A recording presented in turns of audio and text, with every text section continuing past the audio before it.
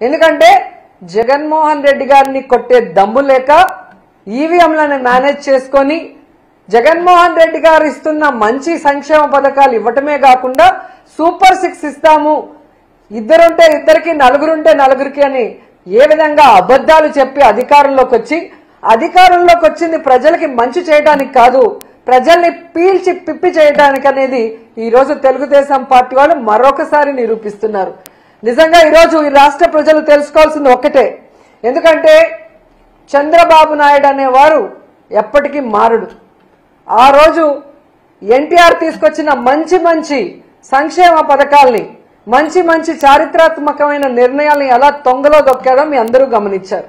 ఆ తర్వాత రాజశేఖర రెడ్డి గారు తీసుకొచ్చిన సంక్షేమ పథకాలు, చారిత్రాత్మకమైన అనేక నిర్ణయాల్ని ఎలా తుంగలో దొక్కాడో మీరు చూశారు. ఈ రోజు మళ్ళీ ఒక్క అవకాశం ఇవ్వమని ఏడ్చి అధికారంలోకి వచ్చిన తర్వాత ఏ విధంగా జగన్మోహన్ రెడ్డి గారు తీసుకొచ్చిన సంక్షేమాన్ని, అభివృద్ధిని ఎలా తుంగలో దొక్కుతూ ఈ రాష్ట్ర ప్రజలకి నరకాన్ని చూపిస్తున్నారో మనం గుర్తు చేసుకోవాలి. ఎందుకంటే ఈరోజు ఈ కూటమి ప్రభుత్వం ఎన్డీఏలో ఉన్నామంటారు.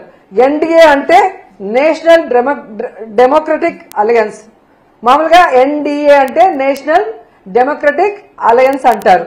కానీ ఆంధ్రప్రదేశ్లో మీరు చూస్తే ఎన్డీఏ అంటే నారా నకిలీ డిస్టిలరీస్ అడ్మినిస్ట్రేషన్, నారా వారి దౌర్భాగ్యపు అడ్మినిస్ట్రేషన్. ప్రజల్ని దోచుకోవడానికి, రాష్ట్రాన్ని దోచుకోవడానికే ఈ నారా వారి కూటమి ఏ విధంగా పనిచేస్తుందో మనం అందరం కూడా ఒకసారి గమనించాలి.